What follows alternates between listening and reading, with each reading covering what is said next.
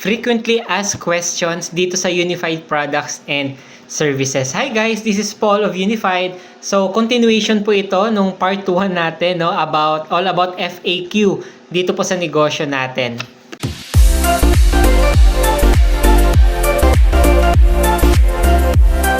Question number 5. Ito yung question number 5 natin. Magkano dapat ang laman ng fund ko sa system? So ulitin ko guys, magkano dapat laman ng fund ko sa system? So syempre, once we start our unified business, so sa mga wala pong idea, nilalagyan po natin siya ng fund, no, or nung laman, no, kasi doon po ibabawas lahat ng transactions natin, no, every time may magpabook sa atin ng ticket, may magbayad sa atin ng bills at so on and so forth. So dapat may fund tayo. So dito sa question is syempre magkano ba dapat laman ng fund natin? So kagandahan guys, in Unified Products and Services, wala po tayong minimum or maximum. So ibig sabihin any amount pwede tayong mag-umpisa. So ako actually guys, personal experience ko nung nag-start po ako dito sa business natin, yung fund ko lang po during that time is 5,000 pesos. Yun po yung initial fund ko. So ibig sabihin, every time may nagpapabook sa akin ng ticket, yun po yung ginagamit ko.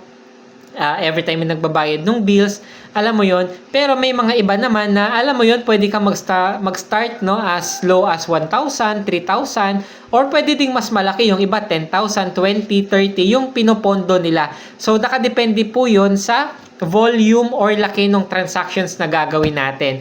So naalala ko pa guys, during that time nung nag-i-start ako, dahil 5,000 lang yung fund ko, merong time doon na nagpabook sa akin, parang 3 passengers yata sila. Yung total nung ticket nila, halos nasa 12,000. Alam mo yun, balikan.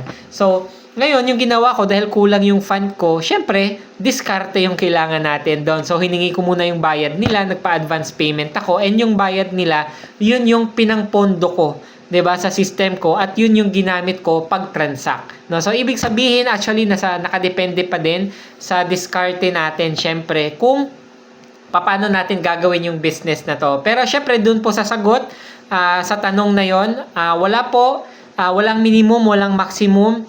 Kumbaga any amount pwede pong ipondo sa account natin. Pero syempre once we transact, ayan, kailangan sapat po or enough yung fund natin dun po sa transaction na gagawin natin.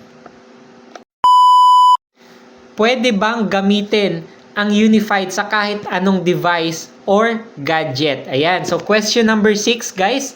Uulitin ko, pwede bang gamitin ang Unified sa kahit anong gadget or device? So, syempre, dito po yung sagot is yes na yes, no? So, kagandahan is, syempre, meron tayong own application, no? Pwede nyong i-download yan sa lahat na device na meron ka. So, kunwari yung cellphone mo, dalawa, no? May tablet ka pa. Correct? So, pwede ka mag-download lahat dyan ng Unified application natin. And syempre, you can log in using your own username and password. So, yun nga lang, syempre, once na nag-log in ka to other device, meron pong magpa-prompt sa email mo na kailangan nating i-activate yung device na yon, no? So, security feature po yun ng ating system na hindi ka basta-basta makaka-login sa kahit anong device pag hindi na-activate sa email. So, magandang bagay din yun guys, no? Kasi if ever na may nakaalam nung username tsaka password mo, hindi nila basta-basta ma-access yun once na wala kang approval or hindi mo inactivate. So, yung sagot, yes na yes, kahit anong device, kahit ilang device pa yan, pwede mong i-access yung Unified account natin. Pero take note guys, hindi po natin siya pwedeng i-access nung sabay. So, one at a time. So, kailangan pag naka-login ka dito sa isang device na to, hindi mo siya pwedeng i-login sa kabila. So, kailangan mag-log out ka muna sa isa, tapos pwede kang mag-login doon sa another device natin. Question number 7. Ayan. So, pwede bang mag-start or mag-avail ng franchise ka Unified kahit hindi pa naka-attend ng seminar? Ayun. So, napakagandang tanong din. So, dito guys, sa business natin, pwede ka mag-start, no? Kahit hindi ka pa naka-attend ng seminar or any online presentation. Yung importante lang is naintindihan mo yung business na to. So, based on experience ko, napakarami pong nag-avail and nag-join din sa akin through watching my video. So, ngayon, meron akong bagong video na ini-explain ko doon yung full presentation natin dito po kay Unified. So pwede mo nang panoorin doon kahit hindi ka pa umattend ng seminar, kasi parang online seminar na din ho yun yung video na yon. Kasi I understand na hindi naman po lahat ng tao is merong time, lalo na doon po sa mga nag-work or yung mga OFW, hindi lahat po merong, alam mo yun, merong freedom of time na umattend talaga ng scheduled seminar, lalo na pag pupunta talaga ng office, no, yung iba malayo or yung iba naman kahit online presentation via Zoom, hindi tugma yung oras, no, kasi nasa work pa sila. So pwedeng ka manood ng online presentation ko, and yung importante lang dito guys is naintindihan natin yung papasukin nating negosyo. So na-explain ko po lahat doon. 'Di ba yung inclusions ng business natin, magkano yung puhunan, and syempre paano po tayo kikita. So yung sagot sa tanong na to, yes na yes, pwede kang mag-avail pa din ng franchise kahit di ka naka-attend ng seminar. Basta guys, take note, naintindihan mo yung business na to and yung papasukin natin. Question number 8. Ayan, question number 8 na tayo. So dito po, sabi sa tanong na to, pwede ko ba ipagamit sa iba ang Unified account ko? Yan, pwede ko bang ipagamit sa iba yung Unified account ko? Yung sagot po is yes na yes, no? Pero syempre, meron pong disclaimer yon, no? So, yung sagot yes, bakit yes? No, kasi pwede nating i-share sa iba, kunwari sa mga kapatid mo, sa asawa mo, sa anak mo, pwede nating ipagamit sa kanila yung Unified account. So, kunwari, ikaw, nagtatrabaho ka or OFW ka, most of the time, busy tayo.